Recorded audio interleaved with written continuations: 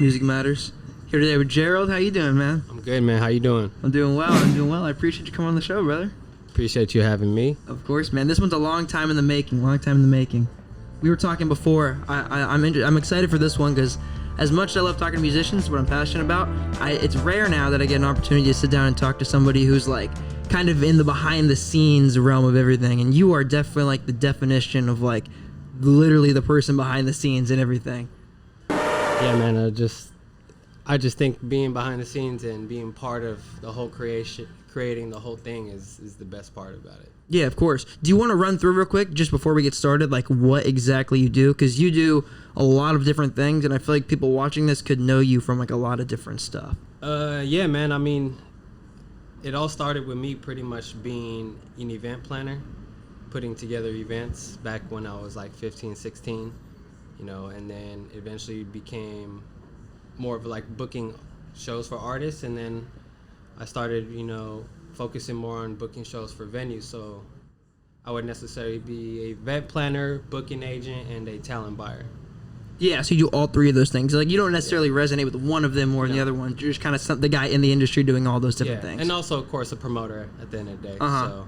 And then you run Bird as well, so you do management as well, right? Yeah, I started off managing artists back in the day, but it just wasn't really my niche. And so like I knew I could find people shows, so eventually I started booking shows for artists. And that's kind of where Bird Management is a booking service, and eventually will become a booking agency.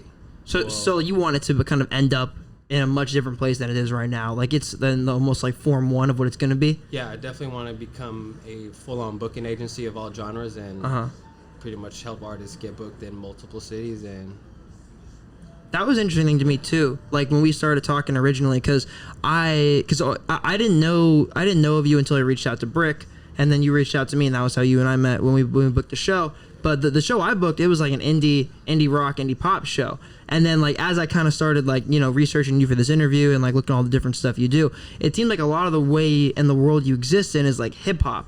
But it's interesting to me that like you seemed super into the music that I was booking on, like that indie rock bill. So kind of, I guess I'd ask you, like, what kind of music did you grow up on, and what kind of music do you listen to mostly? Are you mostly in hip hop, or what kind of stuff do you listen to? Man, that's crazy that you asked. It's like my family is definitely known for always just playing music as I, was growing up. So I love 60s, I love 70s, I love 80s, 90s music, from like, rock to, pop to country and everything. So I grew up on listening to a lot of music, and that kind of helped me, really find the way to like book shows is like what really sells, and indie and pop and indie rock really sells. So that's kind of why I started eventually reaching out to other people, and that's why I ended up liking all the artists that you wanted to put on the show. So yeah, that's interesting, especially in the Bay, because the Bay is so diverse. Yeah. Like there's so much music out here. I feel like we're honestly, I've always felt very lucky to grow up in the Bay Area. Especially, man. Yeah, because I feel like you're exposed like almost automatically to all these different genres of music, whereas if you grew up in like the Midwest or something, you might not be exposed to as much stuff. Yeah. I guess though the internet kind of has like accentuated that trend. But it's interesting, like you what was your age again? You said you're 28, 29? 29, yeah. You're 29, so you're 9 years older than me, and you've been in this industry since like you were really 2007, young, right? Yeah. I started very young. Like my journey is kind of crazy, but I definitely started at a very young age and kind of learned a lot about the industry. I was kind of in the industry during the end of like CDs and during the downloading off LimeWire, and then going into digital streaming. So I was kind of in both worlds and seeing like how music was back in the day to what it is now, and artists now can really blow up. Yeah. And not necessarily blow up in the region you're in. Like you can be an artist from the East Coast, but build a West Coast fan base, or an artist from the West Coast build an East Coast fan base, or international fan base, which a lot of artists are doing now. And that's like kind of, I feel like it's weird. I guess to get in the industry the time you got into it specifically is probably a weird time to get into it, because you saw like the beginning of the internet age almost, and then you saw it like take off all of a sudden. Yeah. So I would imagine like where the industry is now is so different than where you started. Oh yeah, it was different. I mean, especially with no Instagram, and everyone all they had was just a MySpace. Like if that's how artists were able to like build their fan base back in the day, was having a MySpace. Unless you had a good PR company behind you or a label to push your CD and get you booked on tours. Tours wasn't even a thing Like I would say, Really? It was a thing, but it wasn't that big how they are now. 2007, there were tours going on, but there weren't a lot of independent tours because people didn't know how like to book yourself, to book your own tour. So now the touring business is like anyone can book their own tour now if you know how to do it. There's ways to do it. I've seen artists just book their own 25 city tours, even if it's performing at small pubs or small bars. They're still a tour. Still tour. So, it's crazy how the music industry is now. But that's super interesting to me. I had no idea the tours were like a newer thing. I guess I always just assumed they were around. Like, why wouldn't they be? Yeah, they were around, but like, it wasn't like Brick Mortar back in the day. I wasn't 2007. It was a jazz lounge. Whoa! I didn't know that. Yeah, back in the day, Brick Mortar is still, I wouldn't say fairly new. It's about 12 years. 12 years old. It's been Brick Mortar. So how long have you been with Brick now? 2016. Okay, so 6 years now. Yeah, wow. Getting there is crazy. Like my whole story is crazy. Like from being a promoter and renting the venue out to being hired as a show manager for a promotional company called Afton Shows. They book shows pretty much in every major market in the United States. And I was a show manager for the show at Brick Mortar. And pretty much I was running the whole show, and they pretty much liked the way I was working, and I eventually just pretty much emailed the owner one day and was just like, hey, are you guys hiring? And that was how you got your foot in the door? So I got my foot in my door. I started working box office, started eventually booking shows for the venue. And then kind of just moved my way up to basically general manager, main booker. And were you living in the Bay at that time? Yeah, born and raised, San Francisco. Oh, okay. Yep. Damn, that's interesting. I think that's like a good testament regarding like how you need to get your foot into the door in this industry. A lot of ways you have to kind of force your way in. And I know it sounds weird, but it's like, it's a very unnatural and like almost gate-kept industry to get into. So you got to do something that like gets people interested enough in you to let you get those opportunities. That's something that I found really weird as I got further and further into it. Yeah. And like I started in 2007, so like I wasn't really booking shows. I was booking more high school functions. I was booking club events. So back in 2007, before Instagram was a thing, there would be high school functions where we would rent out a nightclub and we would throw a function like every third Friday from 5 p.m. to 9 p.m. before the nightclub would actually open to the adults. So I did that from 2007 to 2012. I was 15 years old, so of course I had people to help me out with it, which shout out to my mentors, Keenan, Eric, and EJ, who currently own Flight SF Cannabis Club right there in Park Merced. So they kind of taught me the game at a young age. I attended a function when I was in 8th grade, and after the function, I went up to the box office and said, how can I help? My mom was a single mom, so I was really just always out, never really listening. So I pretty much just asked them like, hey, how can I be part of this? And they kind of taught me the game at a very young age, how to pretty much just hustle and learn the club scene. So pretty much for like 5 years, we did probably over like 50 events. Jesus. Yeah. And that's just me being part of other events. So I wouldn't necessarily be me with them doing 50 events. It was just me part of 50 plus teen events. In that 5 year span. That's crazy to me because honestly, like that whole world of like high school functions, I never heard of that. No idea what it was. And it was only I would say it was like a 10-year frame. Like people got to experience high school functions with the hyphy movement. Yeah. And the hyphy movement was kind of dying down when I started. It was 2007, so they were kind of in the end of it, going to like that whole new Bay Area where it's I Am Sue, Pilo, Sage.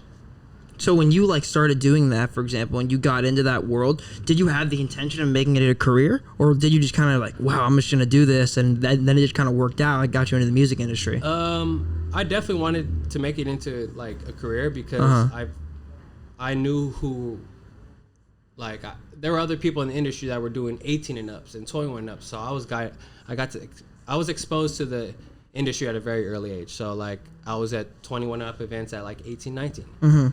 And I just seeing the people who were running this event, I was like, man, I want to be like that, booking bigger artists and bigger DJs and making, good money. So that was eventually the goal. And pretty much once I turned like 18, I started promoting for Tonic Live, which is a promoter named Anthony Presents.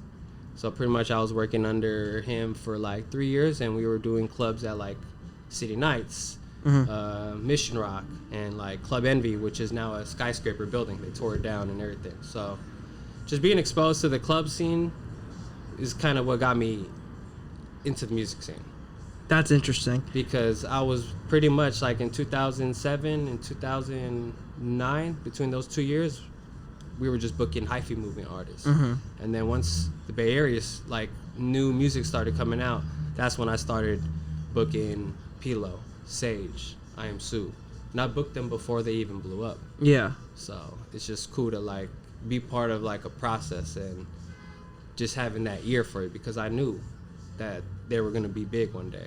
Yeah, of course. And I think what's cool about that too is like, in a lot of ways, like those are a lot of the guys that like I was introduced to when I first got into Bay Area music. Yeah. So it's cool that like the web is that small, you know what I mean? Like, it's super fascinating to me that everything is that connected. Like you said, like, in some weird, removed way, like, the club scene got you all the way to the music scene. And it's like, you would never think those steps are how you get to where you want to be. Yeah. But I think it's a testament to just, like, doing something, you know? Like, whether or not you know it's going to benefit you, just do something. Do stuff. Just figure it out. And that was the thing about me, and it was like, I just wanted to just always do something. So that's how I was able to build my network, because of all the hands I shook. Like, I didn't care if I wasn't the main person who booked this event. I just wanted to help out with this. So I would help out literally many different promoters from nightclubs and just like, hey man, can I host? Can I host? Can I host? Need a host? Need a host? And I just wanted to keep building my clientele, and I just wanted to keep building just myself, you know, to just learn more about the game and know, like, I'm not in no competition with anyone, myself. I never saw anybody as competition, how a lot of people do in the industry. Yeah. You know? Did you get a lot of no's? I imagine it was almost all no's. I've gotten a lot of no's, but, you know, like, at the end of the day, those no's ended up coming back. Exactly. You know? So, you know, as I got older, I had to shift away, you know, because being exposed to the club scene at a very early age, I got worn out. I'm gonna be honest with you. I got worn out of that. And it was just like, damn, every Friday, Saturday, it's like, you know, the bar, bottle service, you know, it's the same kind of spiel. And I was like, kind of getting tired of it. So I did take a pause, and that's kind of when I launched Bird Management 2015. I just was like, you know, I'm gonna just start something new, man. Like, and I used to go by Prodigy Entertainment from 2007 to like 2013. I was Prodigy Entertainment. That was my company. That's what I was known as, and that's kind of like what got me here today. And you know, yeah. So I guess like a lot of like how you got into those opportunities and like put your foot in those doors was like what you mentioned, shaking a lot of hands, like meeting tons and tons of people. So I think a lot of people could learn from this, what I'm about to ask you. As somebody who like got into the music industry by meeting people and shaking hands, how difficult was that at first? Like, was it a weird and awkward process? Like, were you anxious as a kid, or were you super social? Was that never hard for you? How did you get comfortable in those rooms, those situations with people you had to meet? It was a little bit of both. At first, I was definitely nervous as I was young. You know, 30-year-old, you know, general managers or, you know, just older people in the industry, and they just see me as like a 16, 17-year-old kid, you know, who's kind of just hustling his way into the music industry, or I mean the club scene. So I got used to it as I got older, and it just became kind of just a new thing, man. Because you never know who can benefit you, man. Yeah. And I always tell people, man, send that email, man. Send that email, because I've sent probably 5,000 emails in my life, and 10 of those have changed my career. Yeah. Why not? Yeah. Think outside the box. It doesn't hurt. Why not? And just take shots, because if you don't take shots, you're never gonna make. And if it fails, hey, you learn something. So that's just kind of with me. I've taken a lot of lessons in life, not necessarily L's, just a lot of lessons. So that's interesting to me, because I mean, as somebody who's in the industry, and I'm younger, like I'm 20, but I've been at this since I was 17. So it's like, I always felt the same way, you know, like it was very strange at first to kind of get in those rooms and shake those people's hands. But one thing I kind of realized at a certain point was like, people are people. Like 95% of people in this industry had to get into the industry doing the same thing that we did. You know what I mean? Meeting people, shaking hands, going and doing whatever. It's like, those are the decisions that are going to get you to the next level. And it's like, you just kind of got to make yourself uncomfortable. Yeah.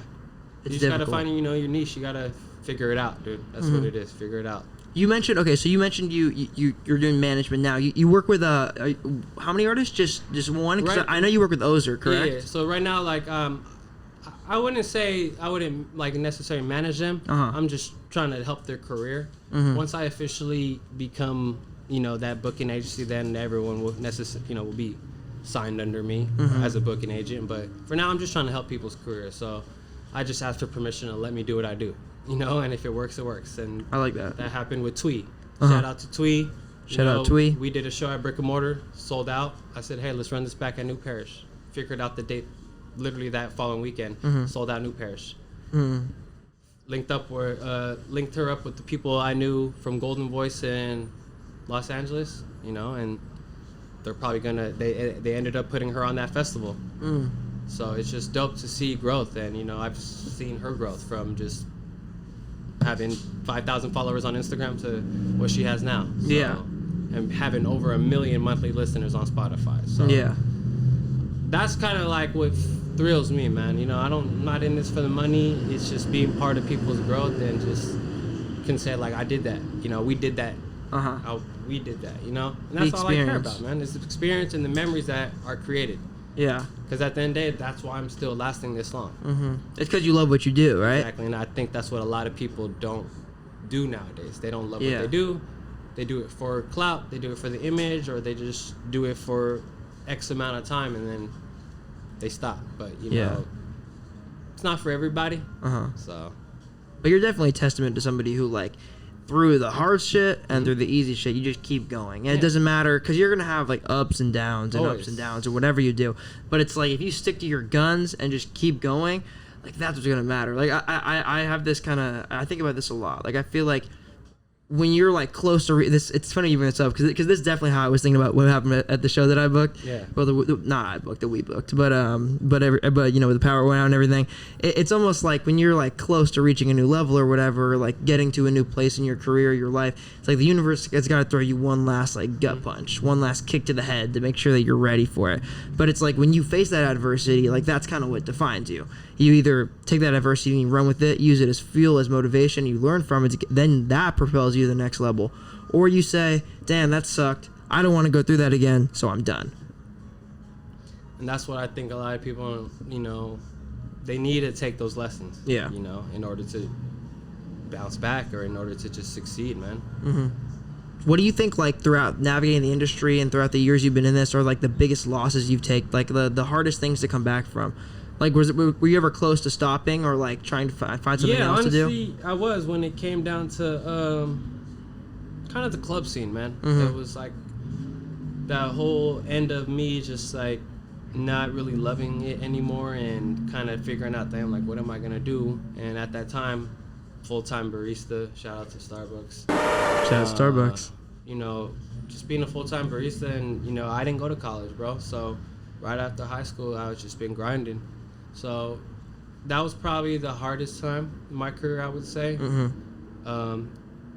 Even though COVID was kind of hard on me, I knew there was going to be a bounce back, and I knew that at the end of the day, music was still going to be here. Yeah. Back in the day when I was ending the whole club scene, I didn't know I didn't know what I was going to do.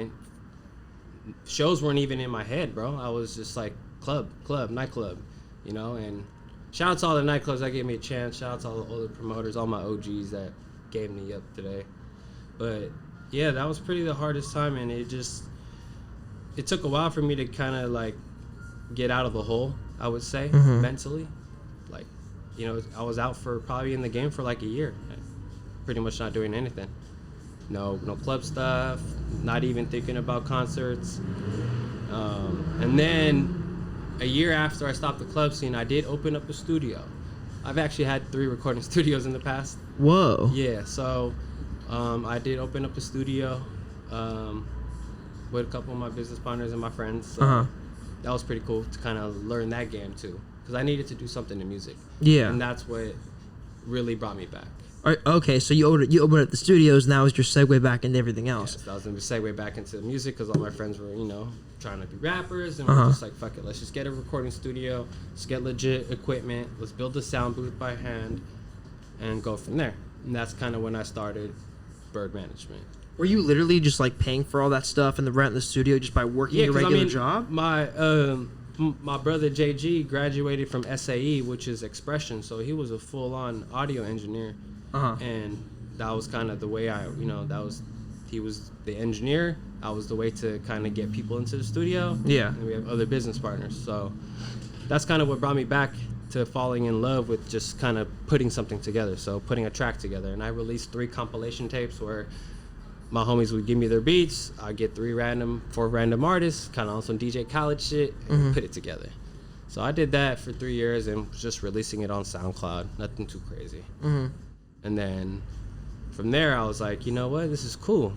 So then I had an idea one day, like, dude, let's just throw a cypher.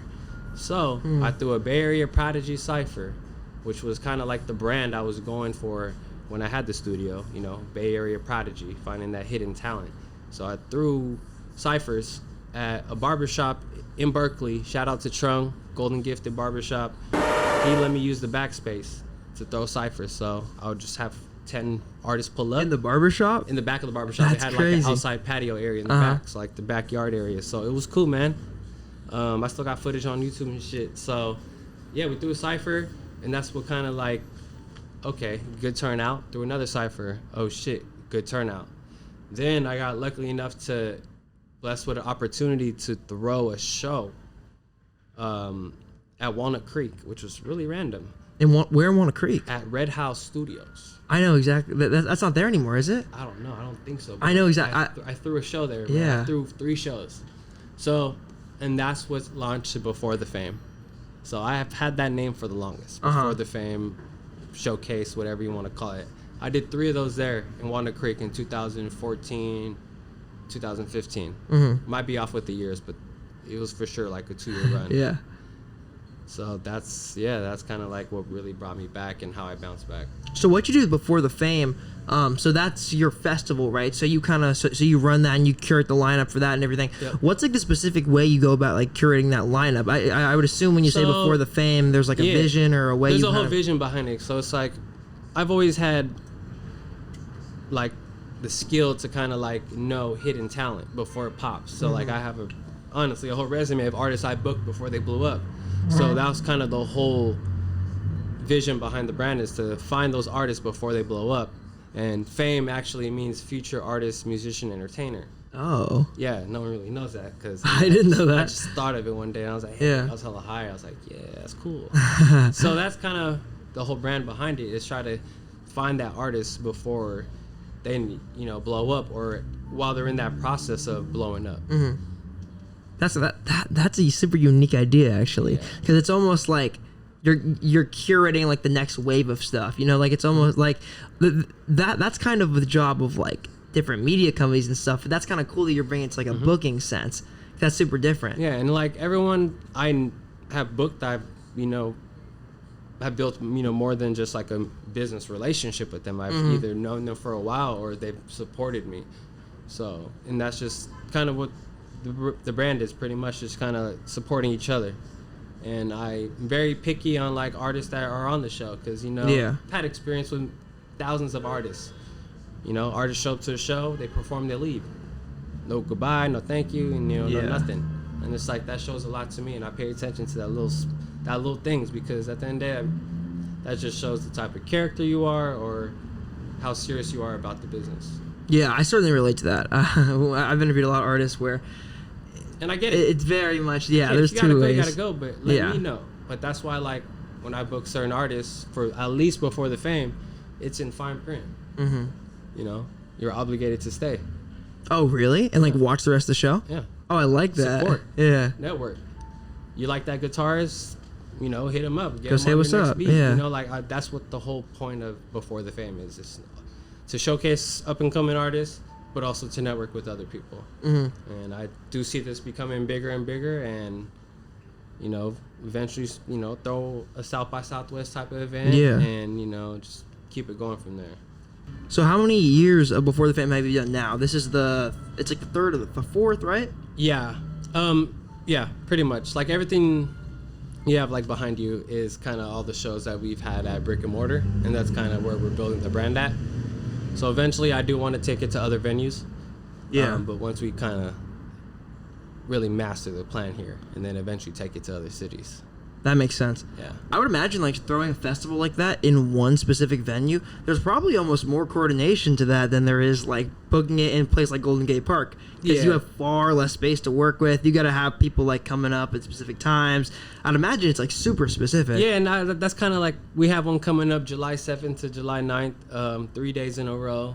All 3 artists, we're all booked by pretty much everyone at Bird Management team. And you know, it's kind of like a trial run for us. You know, we want to plan it and pretty much run it like a festival, you know, and pretty much have everyone working. And that's just kind of the goal eventually, to do something at Stern Grove or do something at Concord Pavilion. That's my goal.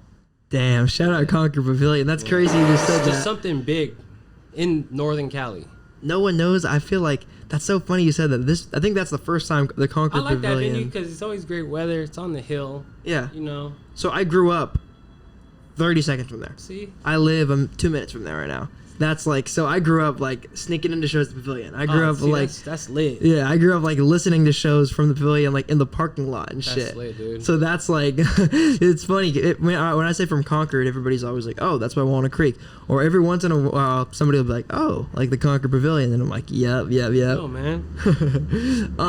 Another thing I want to ask you about, and this is a bit selfish of me to ask, but I did want to bring it up. So, as somebody who's like in the industry in a way that you are kind of, and I feel like what we do, like what you do versus what I do, both of the things that we do, they deal with a lot of people. There's a lot of moving parts. You know, there's like 3 or 4 people you have to talk to, and then you connect them with this person, etc. One thing I've struggled with a lot, and I imagine you relate to this on a million times more of a level than I do, but it's like I've struggled to like balance like what time I have for myself and like taking care of myself and like focusing on like things that I want to do in my day-to-day life, and then like staring at my phone and responding to texts, because I can only imagine how many goddamn texts you get. Because like the way I thought about it was like, okay, like if I'm booking a show with Gerald, I'm texting him pretty often. There's somebody like that every single night. Yeah. So how do you kind of deal with that in terms of like responding to people and balancing that with your day-to-day life? So especially like what I learned about being at Brick and kind of being the main point of contact for a venue is keep everything via email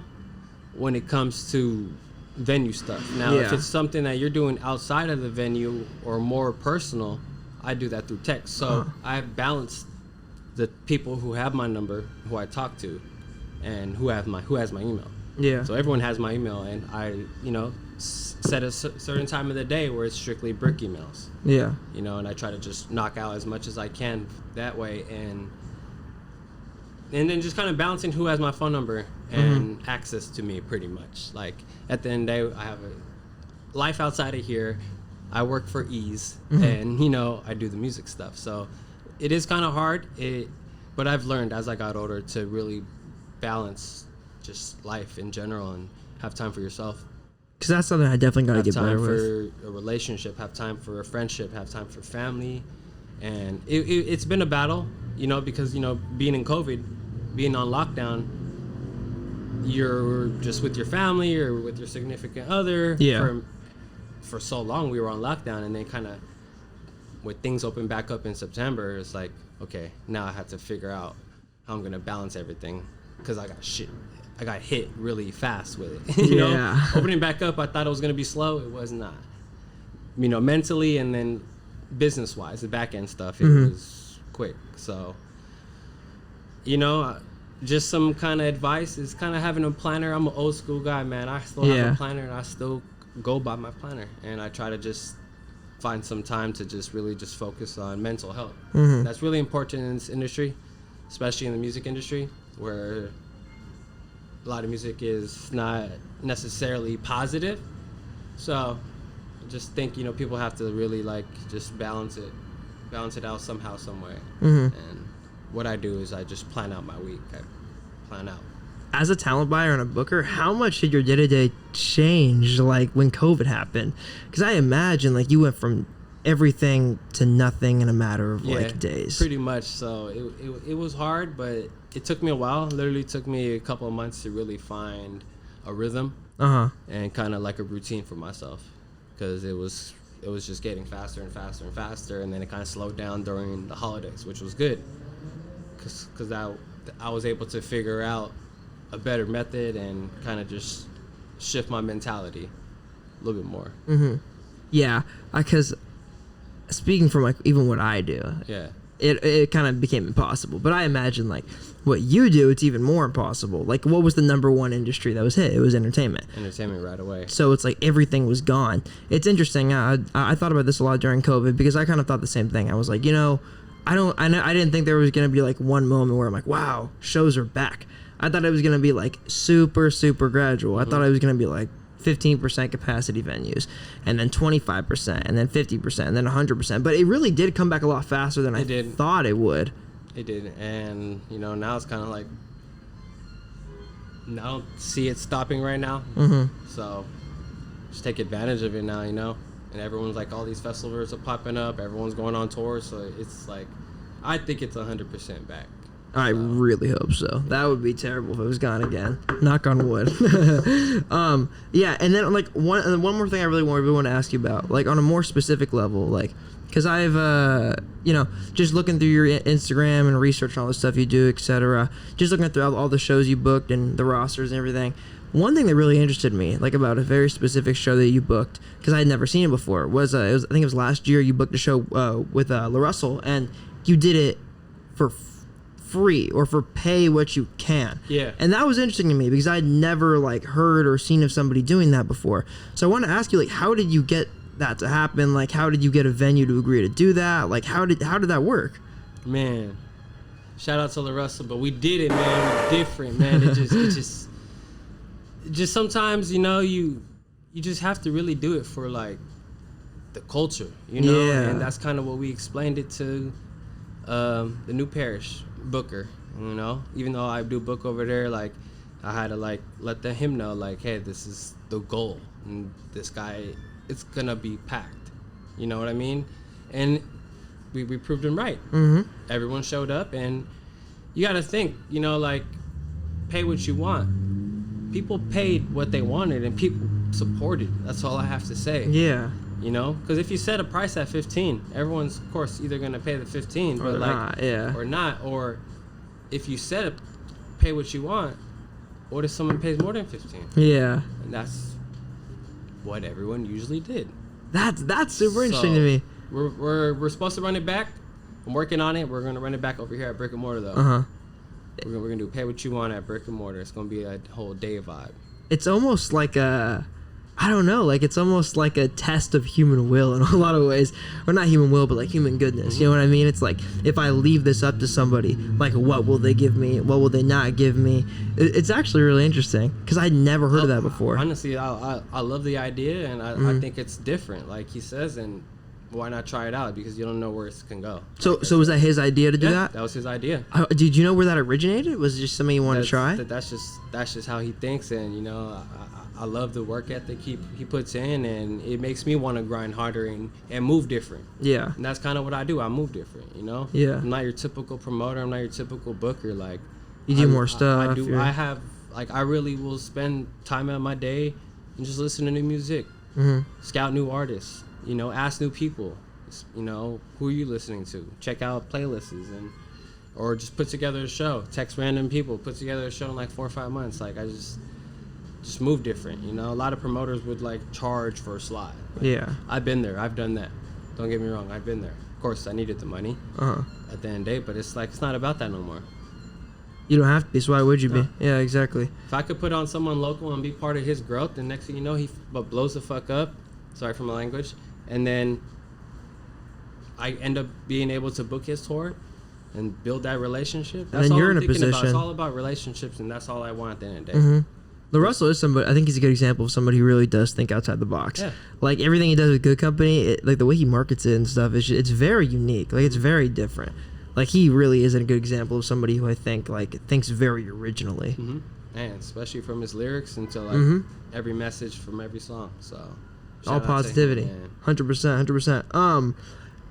What advice would you give to somebody who like almost like yourself, right? Like, or I guess not like yourself, but somebody who is growing up and they love music, they really want to get into music, but they don't necessarily want to make music, but they want to get into the industry. What kind of advice would you give to somebody who like needs that first step to like get into it? Because it's a very, like I was talking about, it's almost like a gate-kept thing. It's very hard to get into. I would say kind of learn about the industry, learn about the back end, learn about the business of it, you know, from managing an artist to like PR to distribution to touring to merchandise to branding. There's just so much you can do in the music industry, but you need to learn about it, and you got to find, you know, your skills and see where it can go. Really, that's kind of the best advice I can get, and it's just to learn, read books, watch podcasts, YouTube, Google. Everything's on the internet nowadays. You don't necessarily need to go to school. I didn't learn any of this shit in school. YouTube University, man. The streets. No, I relate to that too. Like, I learned pretty much everything I know from YouTube. Yeah. Like, what equipment to buy to shoot all this, I learned from YouTube. How to properly light a scene, I learned that from YouTube. How to even like conduct an interview professionally and interestingly, I learned from YouTube. Here, man. Like right when, like during COVID, I like studied, you know, how to become a good talent buyer, because I knew what I was going to get myself into if we open back up. Yeah. But I was just always ready, man. Getting yourself ready, being organized, especially. Like, if you're not, being organized is a really key thing, and you know that's just kind of in life in general. It's just it helps you out. If you're organized and you know you hold yourself accountable to certain things, you'll get far. It makes you a lot more efficient too. And I had to learn that because I was told I wasn't at certain things, and sometimes you're not going to hear that from somebody. Yeah. So when you do hear that, it kind of wakes your game up. Like, okay, maybe I should do this differently. And there's also, I feel like, two ways you can take that criticism. You can be like, oh, fuck you, like, I know best. Or you can, like, do what you did. Take it in stride and learn from it. And that's the thing about me is, like, I'm always going to put myself in someone's shoes and understand where they're coming from. And take every game I can and just understand where that person's coming from, why they think that way. You know what I mean? Because it gives you another aspect on, like, what they're talking about. And you never know. Like, you just go learn something. And that's a hard thing to do, honestly. It is, especially, it is now. Especially, I don't know, like, a lot of people are just kind of hard-headed, I would say, and just like, oh, I got it, or I'll need your help. I think in a lot of ways it's kind of human. You know, in a lot of ways, like, as humans, our first instinct is to judge. Our first instinct is to be like, you know, I don't care about the circumstances. What this person did is wrong to me, so I'm going to judge this person. But, I mean, as I've gotten older, too, I've tried to learn really hard to, like, consider the circumstances at which somebody's coming from. Try to understand why they might move the way they do instead of judging them for how they move. Yep. And it's almost, you know, think with humility. Like, instead of, like, hating somebody for something they do, think why they did something that's that messed up. Pretty much. And, yeah, that's that. Honestly, that's the kind of the way I've been moving in the industry, and you know, just staying low key. 100%. What last thing I want to ask you, in the next 5 years, next 5 to 10 years, whatever, what are your like biggest goals through music? Do you want to build Bird, or like what is exactly, like 5 years from now, I guess, what is the biggest goal you want to have accomplished? I want Bird to be a full booking agency company. I want Before the Fame to be a bigger platform than it is. And I want to plan a festival outside of Brick Mortar. In the city? Yes. Possibly in the city. You know, there's places I already have in mind to potentially do something. So. Hey, we need a Conquer Pavilion Festival. Man. It's funny, like when you said that, I've been saying that forever. I'm like, God, I want somebody to do a festival at Conquer Pavilion. Oh, shit. But yeah. Gerald, man. Appreciate you. Thank you for having me, man. Thank you guys again. Of course, bro. I appreciate you coming on the platform. Appreciate you taking the time to come on the show. There's more to come between us, guys, so stay tuned. 100%. A lot of game to learn from this guy.